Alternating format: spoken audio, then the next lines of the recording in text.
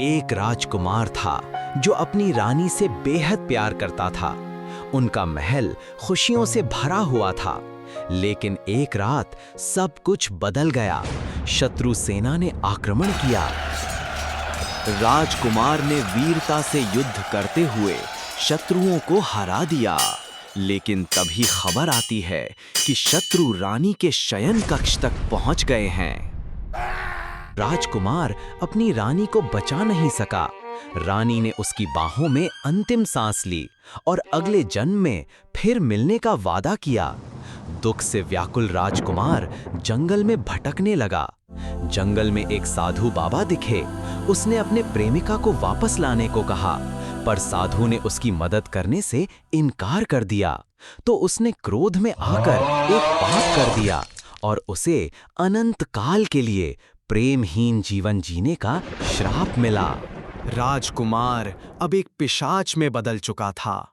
देखते ही देखते कई 100 साल निकल गए, पर राजकुमार आज भी अपने प्रेमिका की राह देख रहा है। एक गरीब लड़का पैसे कमाने के लिए पुराने महल में जाता है। वहां उसका सामना बूढ़े राजा से होता है। बात करते करते राजा जादू से उसे बेहोश कर देता है। जब लड़के की आंखें खुलती हैं, वो खुद को कैद खाने में बंधा पाता है। राजा मुस्कुराते हुए कहता है, अब तुम मेरे हो और धीरे धीरे तुम्हारा खून पीकर खत्म कर दूंगा। लड़का डरते हुए पूछता है, आप ऐसे कैसे बने? राजा अपनी पूरी कहानी सुनाता है, जिसमें अत्यधिक प्रेम का जिक्र था। लड़के को उपाय सूझता है और कहता है, मुझे छोड़ दीजिए, प्यार के लिए कोई मेरा इंतजार कर रही है। राजा लड़के की जेब से तस्वीर निकालता है और देखते ही हैरान रह जाता है। तस्वीर में जो थी वो उसकी पूर्व जन्म की प्रेमिका थी।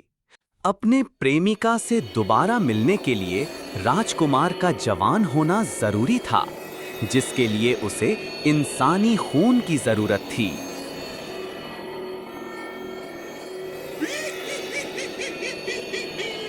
खून की पहली बूंद के साथ ही वो फिर से नवयुवक बन गया। आधुनिक दुनिया में उसकी प्रेमिका अब एक साधारण लड़की थी। एक दिन उसकी स्कूटी पंचर हो गई। वो पैदल जा रही थी। तभी राजकुमार उससे मिला। दोनों की नजरें मिलीं। एक पल को वक्त रुक गया। रास्ते भर बातचीत होती रही, पर दिलों को लग रहा था जैसे वे एक दूसरे को पहले से जानते हों। रात को लड़की को अपने पिछले जन्म के सपने आ रहे थे और दूसरी तरफ लड़का राजकुमार की कैद से आजाद हो गया और वो तेजी से घर की तरफ भागता है। लड़की की नींद खुली और सामने राजकुमार खड़ा था। मुझे सब याद आ गया, कहकर लड़की उसे गले लगा लेती है। तभी दरवाजे पर दस्तक होती है। बाहर उसका पति था, जो लड़की को राजकुमार की सच्चाई बताने की कोशिश करता है। राजकुमार को गुस्सा आता है। तभी लड़की बीच में आती है और राजकुमार से साथ चलने को कहती है। लड़का राजकुमार के पीछे भागता है।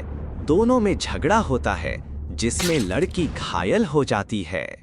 ये जानते हुए कि लड़की जीवित होने के बाद लड़के को ही चुनेगी, राजकुमार लड़की को अपनी पूरी ऊर्जा प्रदान करके ठीक कर देता है।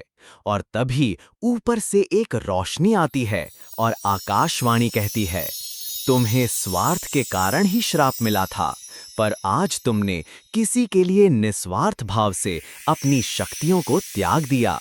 आज तुम्हारा श्राप समाप्त हुआ, तुम मुक्त हुए। प्रेम कोई बंधन नहीं है, प्रेम तो मुक्ति है।